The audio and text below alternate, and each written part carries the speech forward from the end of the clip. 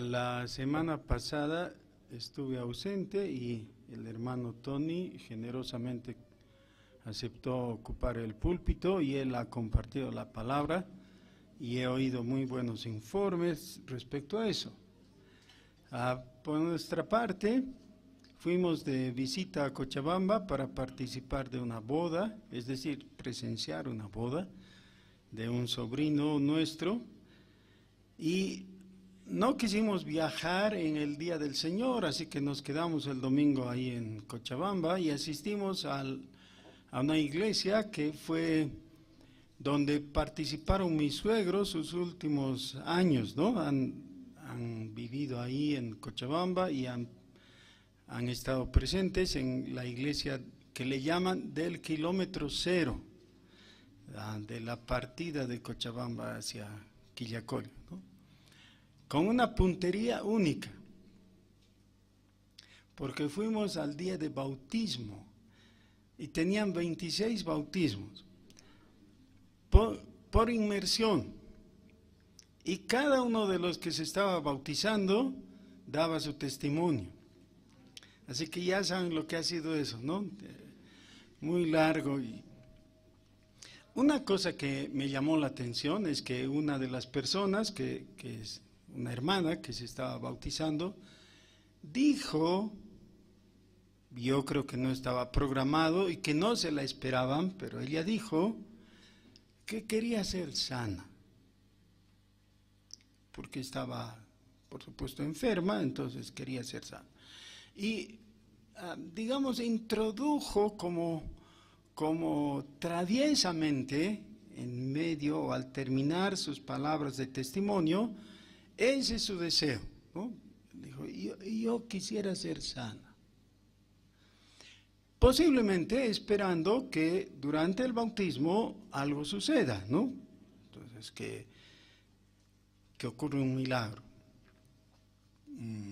Y yo no pude evitar sentir una corriente de simpatía con ese su deseo, porque obviamente quien está enfermo quiere ser sano, pues, claro. ¿Y cómo es que quisiéramos ser sanos? Quisiéramos mucho mejor si es por intervención divina, directa, ¿no? Eso sería lo mejor. Hay una expectativa en cada persona que quisiera que algo cambie, no necesariamente su estado de salud, no estoy refiriéndome a que necesariamente haya un milagro de sanidad. Algunas personas quisieran ver desaparecer sus deudas, otras personas quisieran poder tener paz familiar y cosas de ese tipo, ¿no? Pero como ya han agotado posibilidades naturales, entre comillas, entonces quisieran ver la mano de Dios actuando en forma directa y beneficiarse con ello. Estamos estudiando el libro de Éxodo. Aquí en este libro hemos visto cosas maravillosas, realmente, como el hecho de que el mar se abrió, las aguas se amontonaron a los costados y dejaron una senda, dejaron un camino en seco por el cual el pueblo de Israel pasó, cruzó. No así sus perseguidores, que cuando entraron al lecho del mar, las aguas los cubrieron y los mataron. Eso da lugar al canto que tenemos en el capítulo 15 de Éxodo, cuando Moisés da gloria a Dios por su obra efectiva de salvación a su pueblo. Y luego María, o Miriam en la mejor traducción, hace algo similar, replica la alabanza que Aarón había, o que más bien Moisés había cantado para Dios. Después de eso tenemos algo que un poco nos choquea, ¿no? Porque el pueblo, ni bien ve eso, pasados 2 días empieza a murmurar porque no tenía agua. Y ahí ocurre ese milagro de endulzar de parte de Dios las aguas saladas o amargas de Mara. Y así llegamos al capítulo 16. Partió luego de Elim toda la congregación de los hijos de Israel y vino al desierto de Sin, que está entre Elim y Sinaí, a los 15 días del segundo mes después que salieron de la tierra de Egipto. Y toda la congregación de los hijos de Israel murmuró contra Moisés y Aarón en el desierto. Y les decían los hijos de Israel: ojalá hubiéramos muerto por mano de Jehová en la tierra de Egipto, cuando nos sentábamos a las ollas de carne, cuando comíamos pan hasta saciarnos, pues habéis sacado a este desierto para matar de hambre a toda esta multitud. ¿Qué estaban haciendo? En una palabra, sí, murmurando, o en otra palabra, quejándose. Ahora, voy a pedirles algo, y no tengan desconfianza, sigan nomás lo que les estoy diciendo. Vamos a abrir un paréntesis cortito en medio del sermón para murmurar. Entonces, por favor, vamos a quejarnos de algo, ¿ya? Quéjense de alguna cosa, de que ya llegó el invierno, que ya hace frío, que todavía no es la fecha, y que nuestra chompa preferida que estaba guardada durante el verano, ahora la hemos sacado y está polillada, no sé, alguna cosa. Todos tenemos algo de qué quejar. Murmuren, por favor. Si tenemos unos segundos para murmurar a nuestro gusto y con el permiso del púlpito. Muy bien.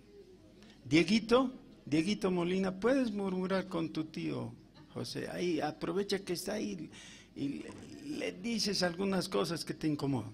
Sí.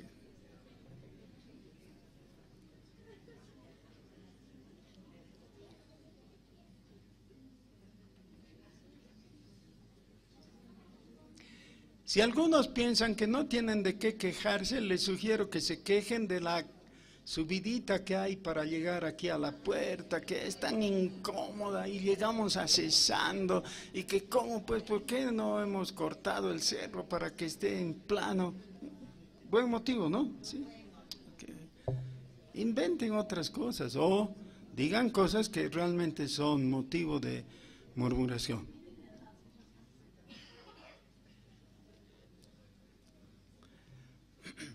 Ok, pero después de cerrar este paréntesis, ya cualquier murmuración va por cuenta suya. Yo no me hago responsable, ¿ya? Y la sanción divina también es entre tú y Dios, no, yo nada tengo que ver. Con lo anterior sí, pero con esto. Versículo 4. Y Jehová dijo a Moisés: he aquí yo os haré llover pan del cielo, y el pueblo saldrá y recogerá diariamente la porción de un día, para que yo lo pruebe si anda en mi ley o no. Esa es la respuesta a la murmuración del pueblo. Para entender la respuesta, lo primero que tenemos que hacer es ponerle atención al contenido de la murmuración. ¿Qué es lo que decían? Por favor, presten atención. Esto es lo que decían los hijos de Israel, es decir, el pueblo que había salido de Egipto. Versículo 3. Ojalá hubiéramos muerto por mano de Jehová en la tierra de Egipto. Eso decían. Ojalá hubiéramos muerto. ¿Quién dice algo así?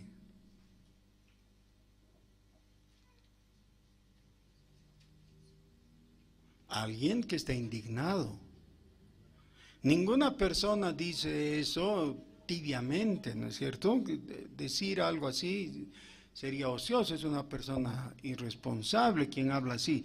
Pero quien está muy disgustado por las circunstancias, que cree que la vida ha sido injusta con él, que las cosas están mal, Este gobierno está mal, este país está mal, esta ciudad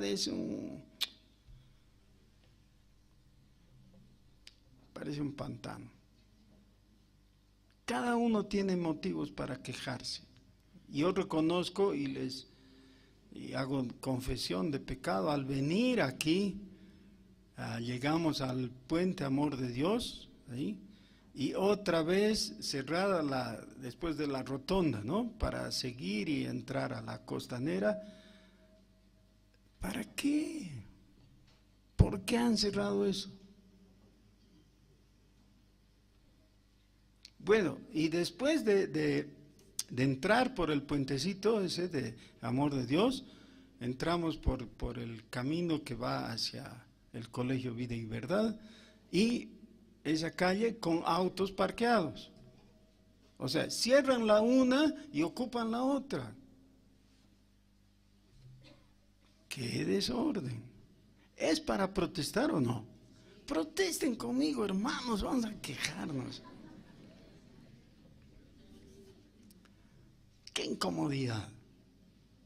Sí, la pregunta ¿es como para decir, ojalá hubiéramos muerto?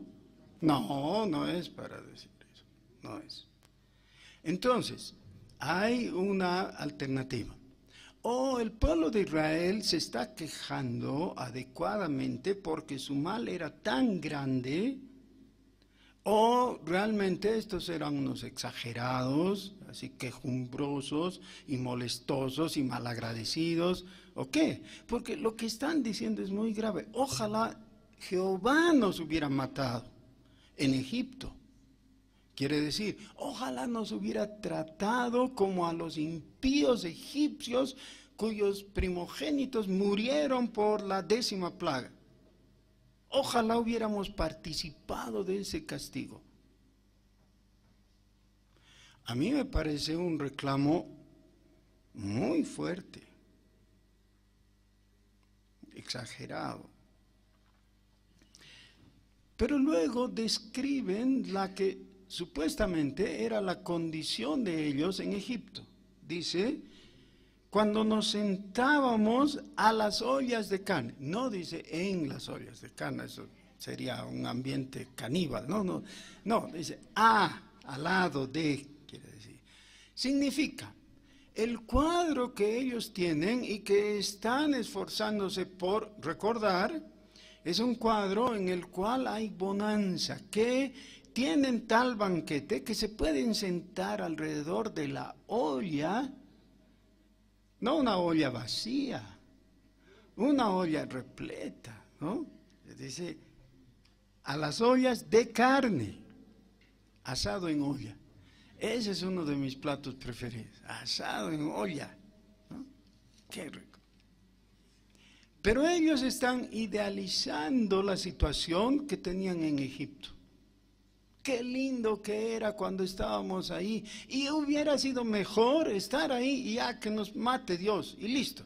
Y no tengamos que experimentar semejante situación que tenemos ahora. ¿Cuál era la situación? ¿Qué dice? No había agua. No había pan. Lo del agua se arregló momentáneamente en Mara, pero ahora tienen hambre. Cuando comíamos pan hasta saciarnos, pues nos habéis sacado a este desierto para matar de hambre a toda esta multitud. Le están culpando a Moisés, a Aarón y Miriam. Hasta hace 2 días eran sus líderes de alabanza. ¿Ya? Ellos estaban corriendo alrededor o a través del campamento y la gente les seguía, dice con panderetas, ¿no? Y con instrumentos musicales felices, en un culto pentecostal, digamos, ¿no? De ese estilo. Pero ahora, un par de días después, están quejándose en esta forma. Por eso la respuesta de Dios Nos parece un poco extraña, ¿no? Dice, yo les voy a dar pan desde el cielo, es decir, en forma directa, no a través de hombres. No voy a utilizar a los moabitas o a los otros pueblos de por aquí para que les traigan pan y les vendan, o que les provean, les presten o algo.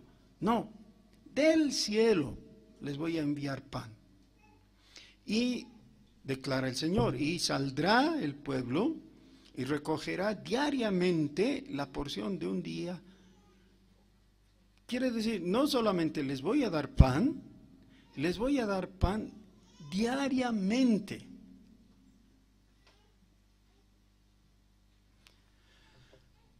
Con toda seguridad, algo de esto estaba en la mente de Jesús cuando Él nos enseñó. Dice, mas vosotros oraréis así. Eso está en Mateo capítulo 6. Padre nuestro que estás en los cielos, santificado sea tu nombre, venga tu reino, hágase tu voluntad como en los cielos, así también en la tierra. Y luego, ¿qué dice? El pan nuestro, o el pan para nosotros, el pan que necesitamos. Pero el pan de cada día. Eso dice el Señor, les voy a dar cada día. Ese pan de cada día, dánoslo hoy. Es innegable que el Señor Jesús tenía eso en mente, como lo voy a demostrar a continuación. Pero ahora, seguimos en el capítulo 16 del libro de Éxodo. Dice, de esta manera voy a probar al pueblo. Que yo esperaría otra cosa, esperaría que diga, les voy a dar pan del cielo y de esta manera voy a proveer al pueblo. No es el plan de provisión, la provisión está descontada, ¿sí? Dice, de esta manera voy a probar al pueblo. ¿Cómo es que provisión gratuita significa prueba?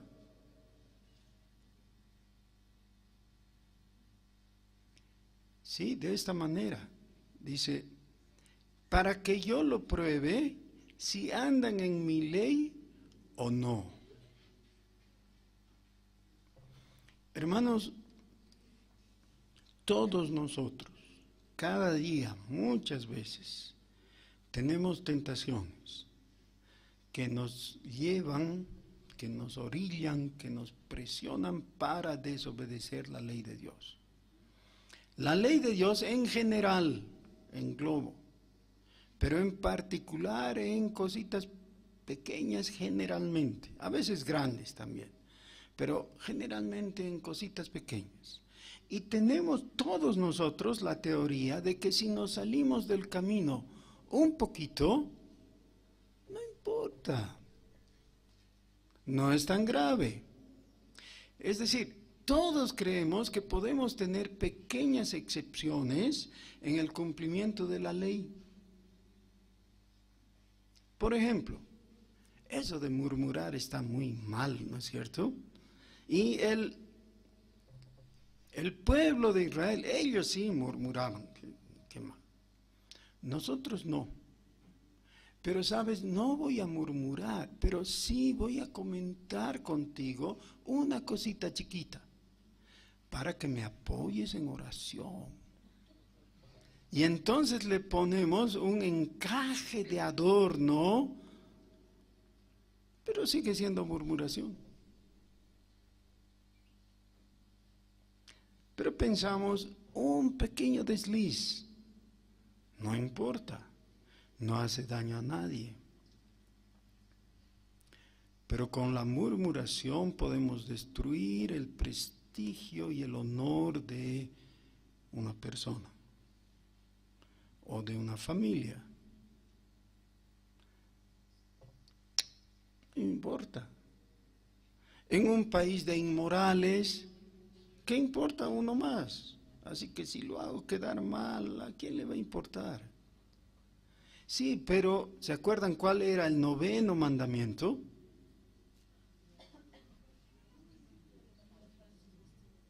No dirás falso testimonio contra tu prójimo. Eso es. Entonces, bueno, el prójimo se puede ver dañado, se puede ver afectado por tu murmuración. Pero murmurar contra Dios, ¿qué le va a hacer? Él es Dios, está en los cielos. ¿Tu murmuración podría afectarle? En la lista de pecadores, en Romanos capítulo 1, los detractores están mezclados con la otra palabra que dice injuriosos y luego sigue con profanos. Cuando no respetas el honor del prójimo, difícilmente vas a poder limitarte y respetar el honor de Dios. Y eso es ser profano. Cuando te quejas contra Dios. Tal vez alguien dice, bueno, eso no va conmigo, pero yo nunca me quejo contra Dios. Sí, sería bueno que revises un poco lo que has venido hablando en los últimos días. Porque cuando te quejas respecto a la vida que Dios te da, te estás quejando contra Dios. A veces indirectamente, pero a veces directamente también. Dice que les iba a probar. ¿Por qué de esta manera? ¿Saben? Porque el recibir la provisión un día, es decir, el día de hoy, está bien el primer día y está mejor el segundo día. Pero somos asaltados con las preocupaciones respecto al tercer y el cuarto día.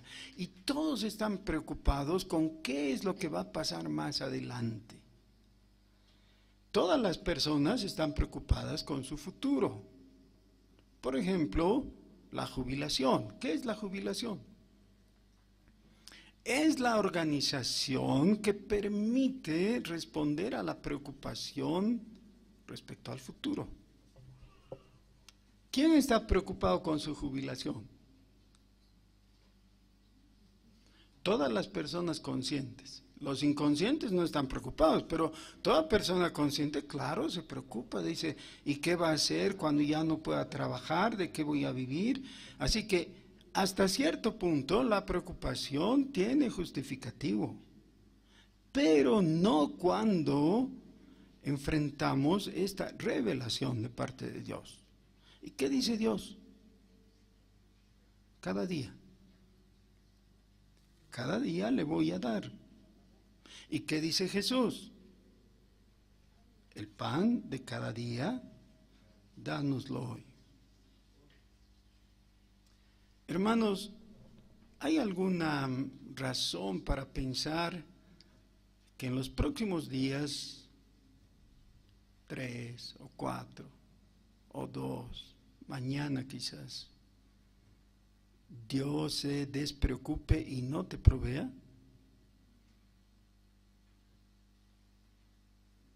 Ahora yo sé, algunos enseguida han llevado su mente a visitar su caja fuerte y dicen, jajaja, yo tengo un montón de plata guardada, no hay problema, yo no voy a pasar hambres, ¿no? O hay otros que están pensando en su cuenta corriente o en su tremenda profesión, ¿no? Y sus títulos colgados en la pared y dicen, a mí me ruegan para darme empleo, así que no hay problema. Sí, pero ya sabemos que todo eso puede fallar. Todo eso puede fallar. ¿Ya? Recuerdo la cara de rabia que tenía un amigo que se presentó estaba postulando a un trabajo. Y lo llamaron y le dijeron, lo estamos convocando para decirle que no le damos el trabajo. Y él, que estaba seguro, ¿no? Dice, ¿y por qué? Es que está sobrecalificado.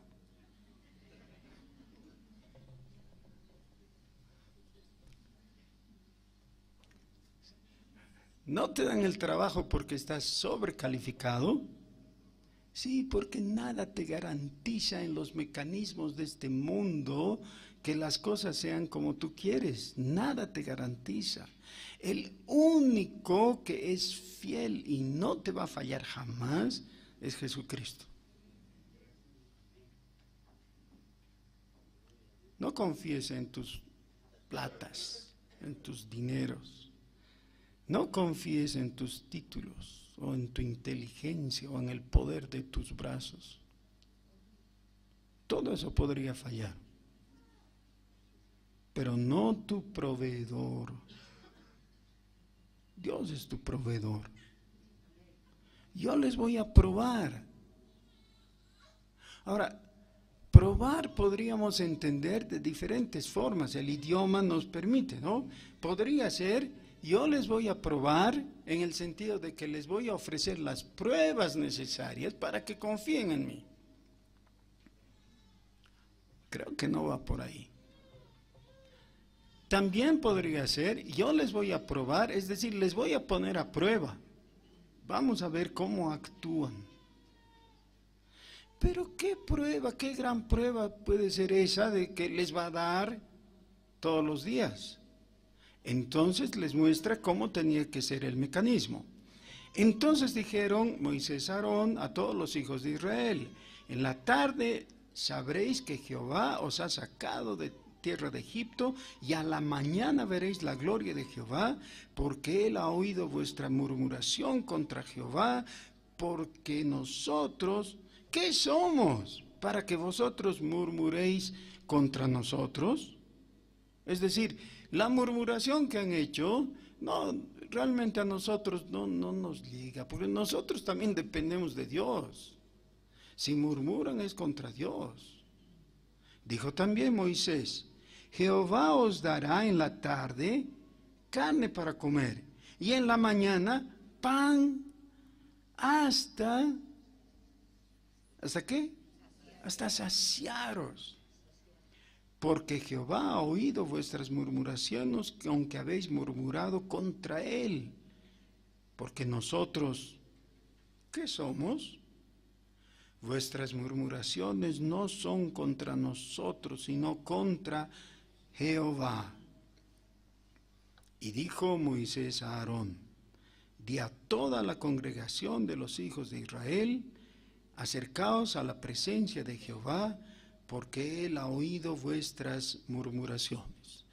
Y ahí marcamos nuestras Biblias con la cintita que suelen tener nuestras Biblias, y nos vamos al Nuevo Testamento, a un pasaje muy conocido pero inevitable en nuestra reflexión. Juan capítulo 6. En la primera parte del capítulo, en Juan, se nos cuenta la alimentación de los 5,000. Eso va hasta el versículo 15. Después se cuenta un episodio en el que Jesús les muestra su condición divina a los discípulos al caminar sobre el mar. Y más tarde se vuelve a reunir con la gente, esos 5,000 y más, porque no se contaron a las mujeres y a los niños, que de nuevo se reúnen con Jesús. Y ellos abordan a Jesús y le dicen: Rabí, versículo 25, ¿cuándo llegaste acá? Respondió Jesús y les dijo: de cierto os digo, que me buscáis no porque habéis visto las señales, sino porque comisteis el pan y os saciasteis. Casi es como que nos resbaláramos hasta Éxodo, ¿no? ¿Cuál es la relación? ¿Qué es lo que han llegado a pensar? Dios nos alimenta, pero poco a poco, con el uso del tiempo, con el pasar del tiempo, la gente empieza a pensar que de parte de Dios hay una obligación y que de parte de nosotros nos crece, nos surge un derecho. Tenemos derecho al pan de cada día. Dios nos lo tiene que dar. Y si nos preguntamos, ¿y de dónde tenemos derecho? ¿Es un derecho adquirido? Claro, eso ha ocurrido por tanto tiempo, claro que tenemos derecho. Hay que tener mucho cuidado. En la relación con Dios, el plantear y el exigir nuestros derechos puede llevarnos otra vez a murmuración y aún hasta blasfemia.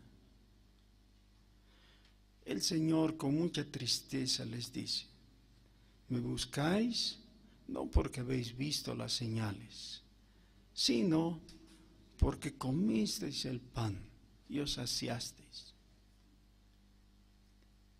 Trabajad, no por la comida que perece, sino por la comida que a vida eterna permanece, la cual el Hijo del Hombre os dará, porque a éste señaló Dios el Padre. Entonces le dijeron, ¿qué debemos hacer para poner en práctica la obra de Dios?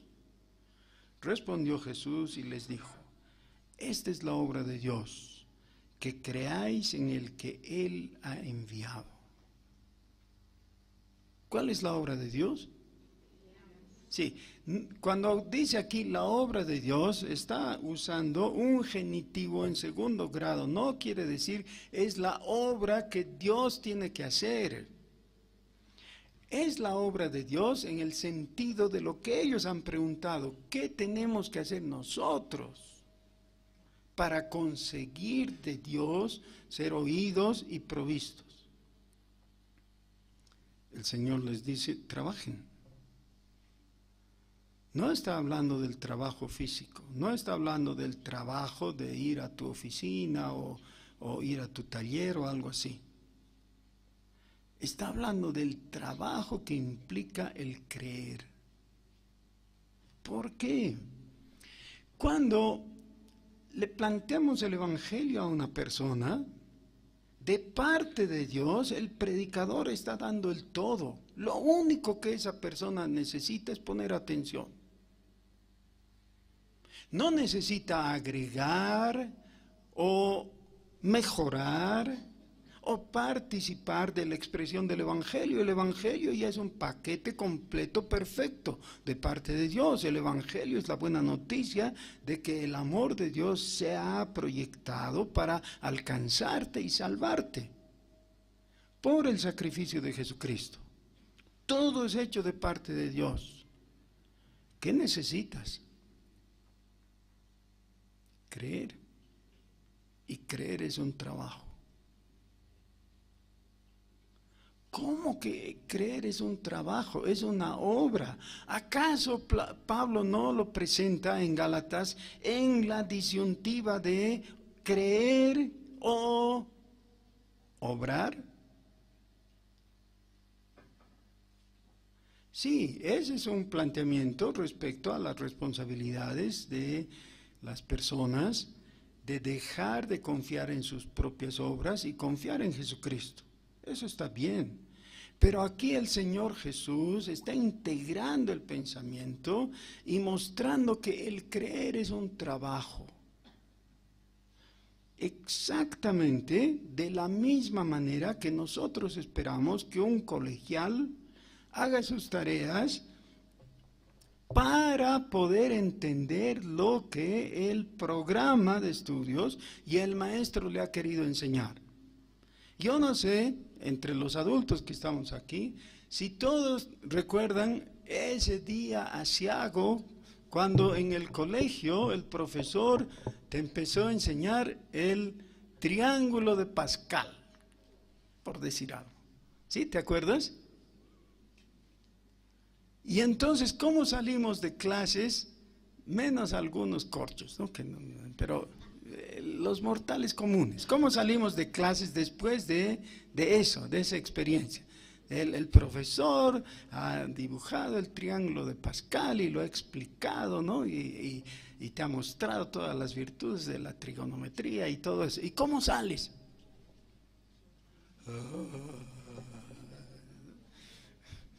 ¿Y ahora qué voy a hacer? ¿Qué voy a hacer? Entonces, ¿qué haces? Si eres irresponsable, dices, esto es imposible de entender, así que, total, yo voy a estudiar psicología, así que no, o filosofía, o teología, o lo que sea. ¿Qué me importa? Y total, en exámenes voy a ser chanchullo y listo. Si eres irresponsable. Si eres responsable, sales nomás con tu dolor de cabeza y vas a tu casa y dices, no me muevo de aquí hasta entender. ¿Sí o no? Y de vez en cuando ocurre un milagro y entiendes. Pero Dios no hace milagros baratos. Dios hace milagros, por supuesto.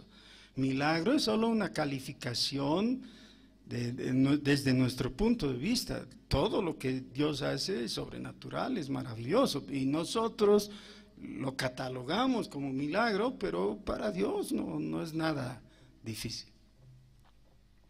Pero tu responsabilidad es ir a casa, abrir tus cuadernos y empezar a ver de dónde, por qué, cómo, y empiezas a mover sí, no había sido tan grave, ¿no?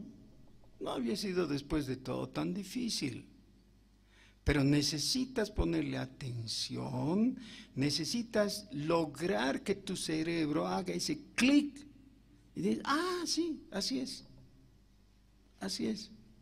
Se puede entender. ¿Qué les dice Jesús a los discípulos?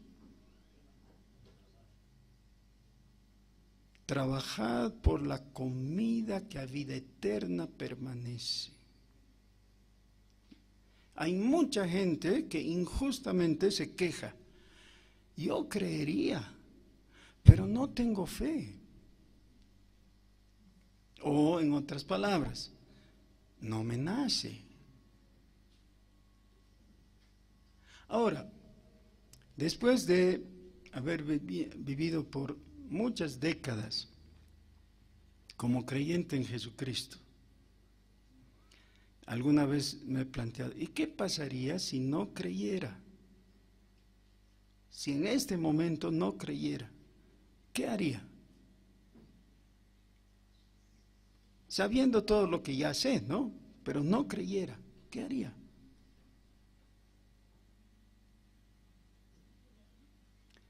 Me encerraría en mi cuarto y repasaría la verdad de la palabra y creería. ¿Por qué?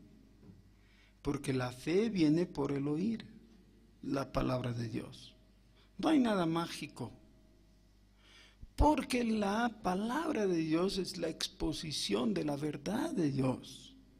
No necesitas polvitos mágicos, lluviecita traída del Líbano o agüita del Jordán, cosas misteriosas, extrañas, nada. Solamente necesitas que tu corazón sea expuesto a la palabra del Evangelio de Jesucristo. Eso es todo. Porque Dios es fiel y su Espíritu va a decir, ¿quién está hurgando mi espada? ¿Quién está hurgando mi espada?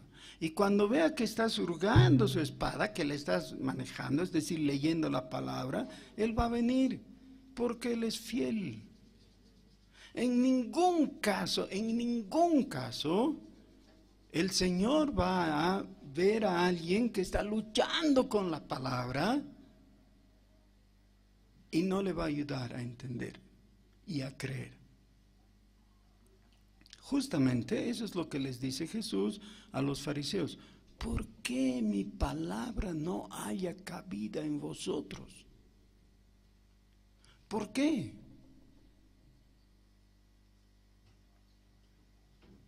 Ellos tienen que responder. Pero si tú tomas el guante y dices, yo soy como uno de esos judíos, no creo. En realidad, después de todo, no creo. ¿Qué necesitas? Trabajar. para creer. Acudir a su palabra. Eso es lo que les dice. Y enseguida esa conversación les lleva hasta este punto en que Jesús declara: yo soy el pan de vida. Lo que necesitan es comer. Eso es. Necesitan comer. Una de las experiencias más gratas y satisfactorias en mi vida es haber enseñado por décadas ya en un seminario teológico. Una de las materias que de vez en cuando me toca enseñar se llama Cristología. Y cuando la enseño me convierto de nuevo. Pero ha ocurrido ya varias veces que algunos estudiantes, después de haber pasado la materia, vienen y me dicen: yo creía que era cristiano. Y me he dado cuenta que no era. Porque recién ahora he descubierto la verdad de Jesús. ¿Y qué? ¿Eso es gracias a mí? Claro que no. Yo seré insensato, pero no soy tan insensato de pensar: gracias a mí. No, estamos estudiando la verdad, y cuando probamos la verdad y degustamos la verdad de Jesús, ¿qué puede ocurrir? Nace la fe. Claro, nace la fe. Hay que ir a la palabra, observar a Jesús, creer en Jesús. Y si todavía, pero creo que no creo. Bueno, repita, vuelva, mire, observe, pregunte. Porque el Señor Jesús en este mismo capítulo dice: el que a mí viene, no le echo fuera. Nadie puede testificar con verdad que haya ido a Jesús y Jesús lo haya rechazado. Si vienes a Jesús en el plan correcto, es decir, de obtener salvación, Él te va a recibir, te va a acoger y te va a brindar perdón de tus pecados y vida eterna. ¿Qué tiene que ver esto con Éxodo? Dice el pasaje que hemos empezado a leer en el capítulo 16 de Éxodo: el pueblo murmuraba. Y eso es lo que pasa.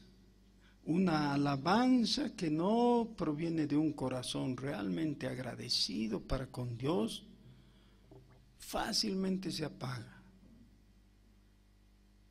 y se desliza en murmuración, en queja.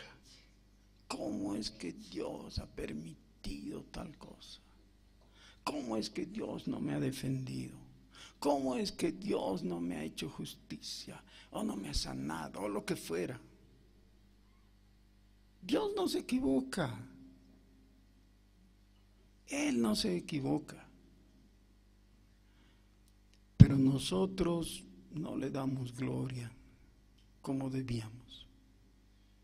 Y eso sí debía traer tristeza a nuestro corazón. Necesitamos arrepentirnos. Y en vez de todo quejumbrosos decir: pero no hay pan, ¿qué vamos a comer ahora? O cualquier otra cosa. Debíamos ver que Dios tiene todo planificado. Y cuando tengas hambre, el Señor te va a proveer. ¿Quieres un certificado? Yo no tengo certificados, pero Dios no miente. Dios te va a proveer. Necesitamos confiar. Cuando los músicos estaban aquí arriba y todavía estábamos cantando una canción, me llamó la atención en forma especial que habían varias personas que no estaban cantando. No sé por qué. Tal vez algunos no conocían la letra, pero era fácil de aprender porque se repite, ¿no? ¿Se acuerdan qué canción es? Abre los ojos de mi corazón, ¿no? Y luego he pensado, tal vez no se pueden identificar con la letra de lo que estamos cantando. Y he tratado de ver con la letra que sale ahí en el ecrán, que estoy diciendo que podría no identificarme. ¿Qué estoy diciendo? Pero el pensamiento concluye con esto, con esta frase de afirmación, de insistencia. Dice, yo quiero verte. ¿Se acuerdan? Yo quiero verte. Les desafío a quedarse sentados en su asiento y con sus bocas cerradas, en desafío a Dios, en rebeldía. O ponerse de pie, con toda disposición de su corazón, y junto conmigo, y junto con los hermanos músicos que pasen ahora, por favor, de verdad le digamos al Señor, yo quiero verte. ¿Se animan? ¿Sí? Nada de que no sé la letra. Si no sabes la letra, ahí la tenemos en el ecrán. Yo quiero verte. Abre los ojos de mi corazón. Déjame ver que hay pan del cielo. Hay pan del cielo que viene a mi corazón, viene para mí, para alimentarme. Déjame ver lo que tú estás haciendo. Y yo estoy mirando las piedritas del camino, ahí estoy preocupado con tonterías y no estoy viendo la grandeza de las obras en mi favor. Yo quiero verte. Quiero ver, quiero comprender que Jesús es el